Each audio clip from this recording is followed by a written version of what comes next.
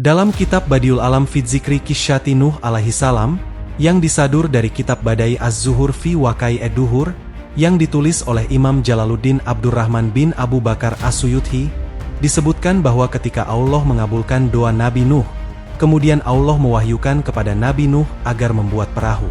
Kemudian bertanyalah Nabi Nuh, "Ya Tuhan, apakah perahu itu?"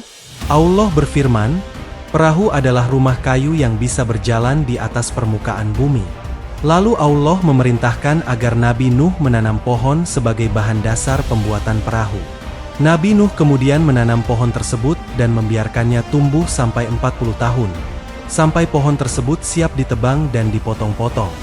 Muhammad bin Ishaq meriwayatkan dari Sauri, bahwa perahu Nabi Nuh terbuat dari kayu jati, dan inilah yang tertulis dalam kitab Taurat atau Alkitab Perjanjian Lama sebagai Gobher dan Kopher.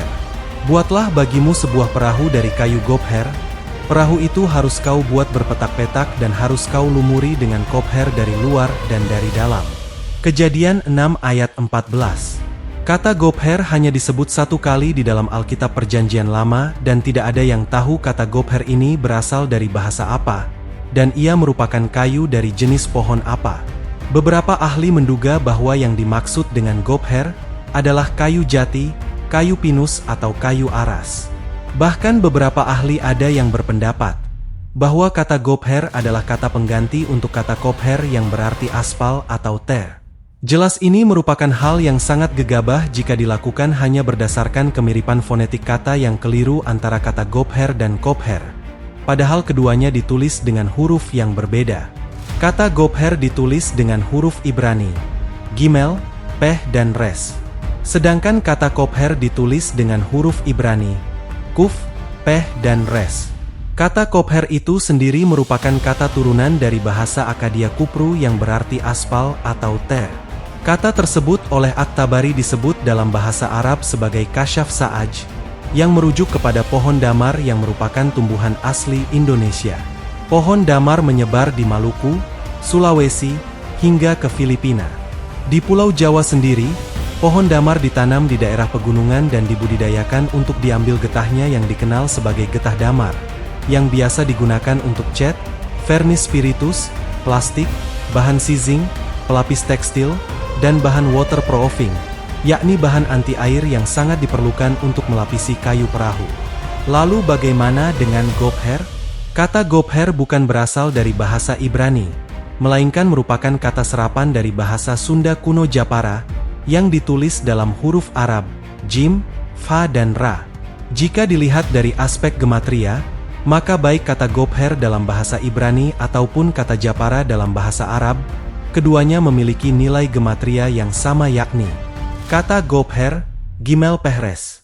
Gimel 3, Peh 80, Res 200. Gimel Pehres, 3 tambah 80, tambah 200, sama dengan 283. Kata Japara, Jim Fara. Jim 3, Fa 80, Ra 200. Jim Fara, 3 tambah 80, tambah 200, sama dengan 283.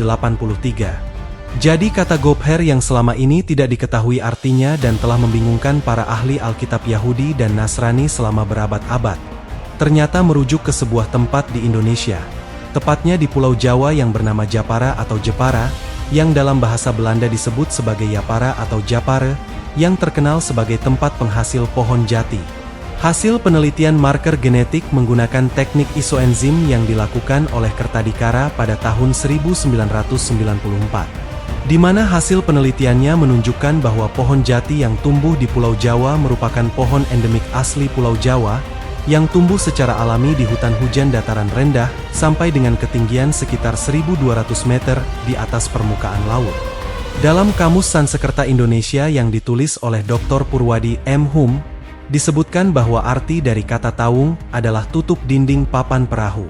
Sedangkan kata raha sendiri merupakan salah satu jenis pohon jati purba, yang banyak tumbuh di Pulau Jawa namun telah punah, yakni dikenal sebagai pohon jati raha.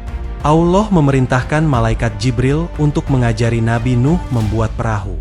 Lalu Nabi Nuh menjadikan kayu-kayu pohon jati raha raksasa tersebut menjadi lembaran-lembaran papan yang dalam Al-Quran disebut sebagai Al-Wah, dan dalam bahasa Sanskerta disebut sebagai tawung. Dalam Al-Quran Surah Kamar ayat 13. Dan kami angkut Nuh ke atas perahu yang terbuat dari alwah dan dusur. Kemudian Nabi Nuh menggabungkan lembaran-lembaran kayu jati yang sudah berubah menjadi papan atau alwah atau tawung, dan menyatukannya dengan paku besi, dalam bahasa Arab, dusur. Ketika pembuatan perahu sudah hampir selesai, kemudian Nabi Nuh melapisinya dengan aspal atau ter yang berasal dari getah damar, yang dalam Alkitab Perjanjian Lama disebut sebagai kopher. Buatlah bagimu sebuah perahu dari kayu gopher atau kayu jati raha Jepara. Perahu itu harus kau buat berpetak-petak dan harus kau lumuri dengan kopher atau getah damar dari luar dan dari dalam. Kejadian 6 ayat 14. Dan Alkitab mengatakan bahwa bahtera Nabi Nuh dibuat dari kayu gopher yakni kayu Jepara atau jati Jepara, yang berada di kaki Gunung Muria. Muria itu aslinya tertulis Meruraya. Raya itu sama artinya dengan Maha. Sehingga Meruraya itu artinya sama dengan Maha Meru. Namun kemudian pelafalan kata Meruraya disingkat menjadi Muraya agar mudah dibaca, dan dari Muraya kemudian menjadi Muria. Jadi Gunung Muria yang aslinya bernama Gunung Meruraya itu sesungguhnya adalah tempat Nabi Nuh membuat bahtera di atas gunung. Dan Gunung Muria adalah Gunung Mahameru yang sebenarnya, yakni gunung tempat tumbuh pohon jati Jepara, sebagai bahan utama pembuatan bahtera Nabi Nuh.